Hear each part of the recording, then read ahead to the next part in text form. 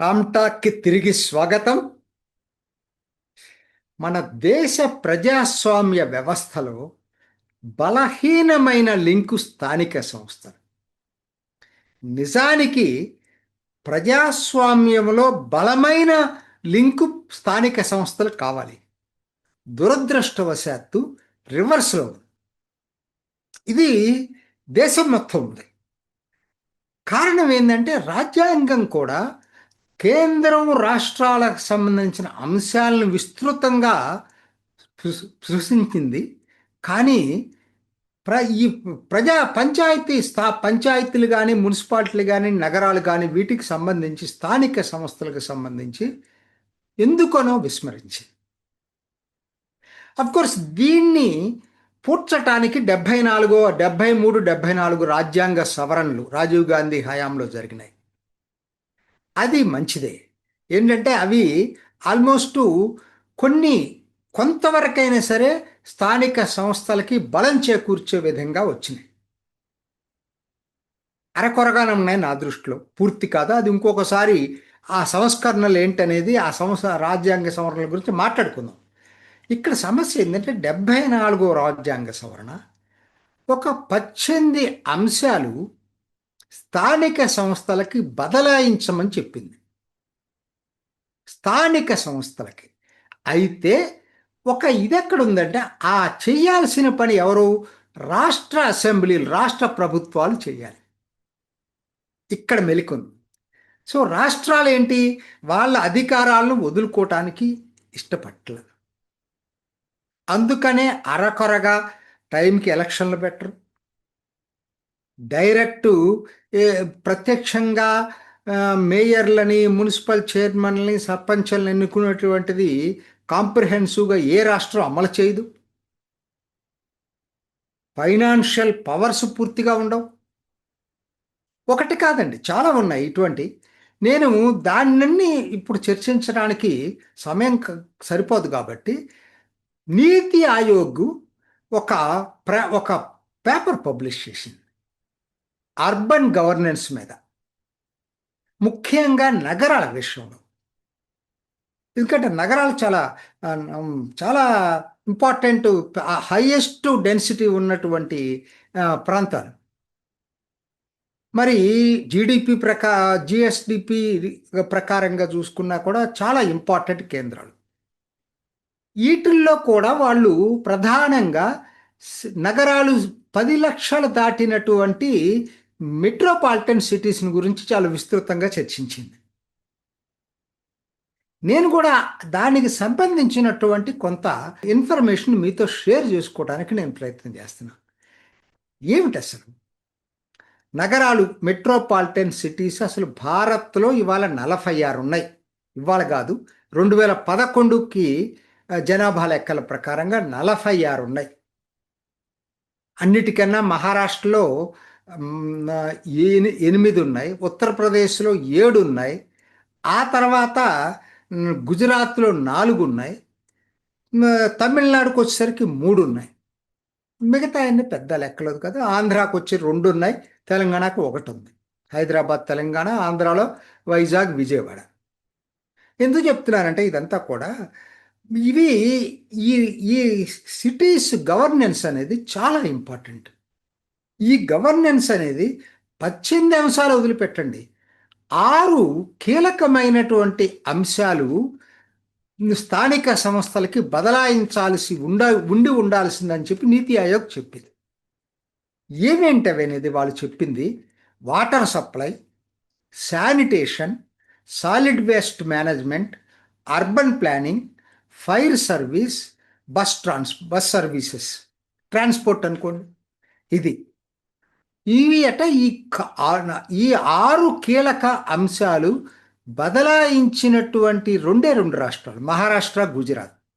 మిగతా ఏ రాష్ట్రం కూడా కాంప్రహెన్సివ్గా 6 అంశాలని బదలాయించాల నగరాలకి. ఇది నంబర్ 1 వాళ్ళు చెప్పింది. ఇది తప్పు అని చెప్పింది నీతి ఆయోగ్. అంతకన్నా ముఖ్యంగా కొన్ని ఇంపార్టెంట్ ఆస్పెక్ట్స్ చెప్పింది. నగర మేయర్కి ప్రత్యక్ష ఎన్నిక కాకుండా పరోక్ష ఎన్నిక ద్వారానే ఎక్కువ రాష్ట్రాలు ఎన్నుకుంటున్నాయి. కేవలం 8 రాష్ట్రాల్లోనే మేయర్ని ప్రత్యక్షంగా ఎన్నుకుంటున్నారు.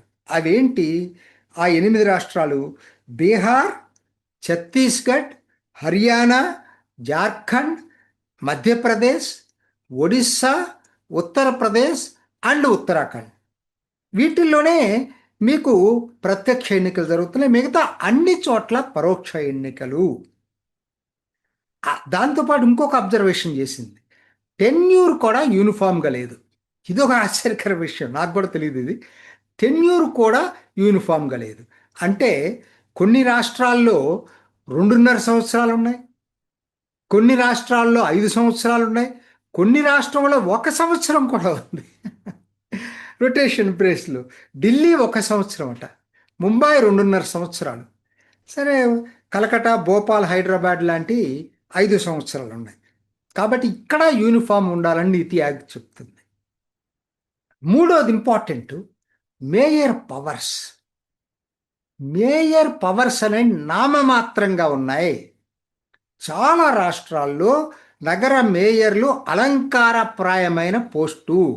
అధికారాలన్నీ మున్సిపల్ కమిషనర్ చేతిలోనో లేకపోతే స్టాండింగ్ కమిటీ చేతిలోనో ఎక్కడో ఉన్నాయి తప్పితే ఫైనాన్షియల్ పవర్స్ మేయర్కి పెద్దగా అటువంటి డ్యూటీలు అప్పచెప్పలేదట. ఇదొకటి నీతి ఆయోగ్ అబ్జర్వేషన్. నాలుగవది ఫైనాన్షియల్ మేనేజ్మెంట్. చాలా హారిబుల్గా ఉంది ఫైనాన్షియల్ మేనేజ్మెంట్ అనేది. దానికి కొన్ని రికమెండేషన్స్ చేసింది. తర్వాత షార్టేజ్ ఆఫ్ మ్యాన్ పవర్, ముఖ్యంగా specialized department, engineers, planning, urban planning, వీటిల్లో షార్టేజ్ ఆఫ్ మ్యాన్ పవర్ చాలా సివియర్గా ఉందట. అన్నిటికన్నా ముఖ్యం, టైంకి ఎన్నికలు పెట్టట్లేదు. ఏ రాష్ట్రం ఎక్కువ భాగం ఏ రాష్ట్రాలైనా జరిగేది ఏంటంటే ఏదో ఒక వంకతోటి పోస్ట్ పోన్ చేస్తారు. ఉదాహరణ ఇప్పుడు హైదరాబాద్ ఉందండి. హైదరాబాద్ టైన్యూర్ అయిపోయింది, మరి ఎందుకు ఎన్నికలు పెట్టలేదు?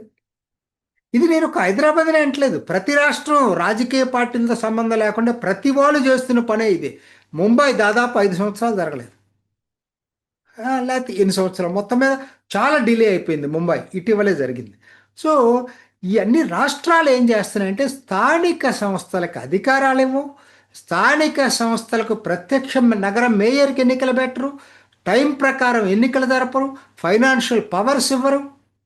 ఒకటి కాదండి, అసలు దరిద్రంగా ఉంది స్థానిక సంస్థల వ్యవస్థ భారత్లో. ఒక మాటలో చెప్పాలంటే నేను అందుకని నీతి ఆయోగ్ ఏం చెప్పింది, 5 సంవత్సరాల ఫిక్స్డ్ టెన్యూర్ యూనిఫామ్గా అన్ని దేశం మొత్తం ఉండాలి. 1 సంవత్సరం ఏంటి, 2.5 సంవత్సరాలు ఏంటి, 5 సంవత్సరాలు ఏంటి, మీనింగ్లెస్. రెండోది, టైం ప్రకారం మన పార్లమెంట్కి అసెంబ్లీ లాగా ఫిక్స్డ్ టెన్యూర్ ఎన్నికలు జరగాలి. మూడోది, నగర మేయర్లకి ఖచ్చితంగా ప్రత్యక్ష ఎన్నికలే జరగాలి. ఏమవుతుంది, ఇప్పుడు కార్పొరేటర్లు ఎన్నికిస్తారు, తర్వాత అక్కడి నుంచి మొదలవుతాయి బేరసారాలు. కాబట్టి జనానికి మేయర్ అనేవాడు జనానికి అకౌంటబుల్గా ఉండాలి. అందుకని ప్రత్యక్ష ఎన్నిక పెట్టాలా, ఆయనకి ఫుల్ ఫైనాన్షియల్ పవర్స్ ఇవ్వాలి. Otherwise there is no meaning in the స్థానిక సంస్థలకి. ఇవన్నీ ఎగ్జిక్యూటివ్ పవర్స్ ఇవ్వాలి, ఫైనాన్షియల్ మేనేజ్మెంట్ సరిగ్గా ఉండాలి. ఎందుకంటే ఇటీవల తెలంగాణలో జరిగిన ఎన్నికలు మున్సిపాలిటీస్కి, పంచాయతీలకి చెప్పండి, అక్కడ ఏం జరిగింది? చిన్న చిన్న వాటికి కూడా డైరెక్ట్గా మున్సిపల్ చైర్మన్కి ఎన్నిక పెట్టచ్చు కదా, ఎందుకు పెట్టలేదు? ఇదే నేను ఒక తెలంగాణనే కాదు, ఒక రేవంత్ రెడ్డే కాదు, ఈ విషయంలో అందరూ ఒకటే. రేపొద్దున మరి ఆంధ్రాలో ఎలా జరిగితే తొందరలో డ్యూ ఉంది, చూడాలి. మరి ఇంతకుముందు అట్లానే జరిగినాయి ఆంధ్రాలో జగన్మోహన్ రెడ్డి హయాంలో, అంతకుముందు కూడా అట్లానే జరిగినాయి చంద్రబాబు నాయుడు హయాంలో. నేను అనుకోవట్లేదు పెద్ద మార్పు వచ్చి అది చేస్తే మంచిది. అంటే ఒకటి నాకు అర్థమవుతుంది ఏంటంటే, అసలు ఈ నీతి ఆయోగ్ సిఫారసుల్ని రాష్ట్ర ప్రభుత్వాలు పెడచెవిని పెట్టేస్తున్నాయి. అయ్యేం మ్యాండేటరీ కాదు కదా. అసలు మన తెలుగు రాష్ట్రాలు చూసుకుందామండి, అప్పట్లో జగన్మోహన్ రెడ్డి, కేసీఆర్ అయినా, ఇప్పుడు చంద్రబాబు నాయుడు, రేవంత్ రెడ్డి అయినా, ఎవరైనా కూడా ఒక అంశంలో వీళ్ళందరికీ ఒకటే మాట, ఒకటే బాట. ఏంటది? స్థానిక సంస్థల్ని బలోపేతం చేయకూడదు, మన గ్రిప్లోనే ఉండాలి స్థానిక సంస్థలు. ఇది వీళ్ళదే కాదండి, మొత్తం దేశంలో ఉన్నటువంటి రాష్ట్రాలన్నిట్లో కూడా ఇదే ధోరణి కొనసాగుతూ ఉంది. ఇది ఖచ్చితంగా కూడా ప్రజాస్వామ్యం బలహీనపడుతుంది దీనివల్ల. నేను మొదట్లోనే చెప్పాను కదా, ప్రజాస్వామ్యానికి బలమైన లింకు స్థానిక సంస్థలు, దురదృష్టవశాత్తు ఈరోజు బలహీనమైన లింకు స్థానిక సంస్థలుగా మిగిలిపోయింది. దీన్ని మార్చాల్సినటువంటి అవసరం ఎంతైనా. ఇది ఈనాటి రామ్టాక్. ఇంకొక ఎపిసోడ్లో మళ్ళీ కలుసుకుందాం. నమస్తే. చూసారు కదండి, మరి ఈ వీడియో కనుక మీకు నచ్చినట్లయితే ఒక లైక్ కొట్టేసి మీ అభిప్రాయాన్ని కూడా కామెంట్ బాక్స్లో తెలియజేస్తూ ఇలాంటి ఇంట్రెస్టింగ్ అప్డేట్స్ కోసం మా ఛానల్ని సబ్స్క్రైబ్ చేసుకోండి.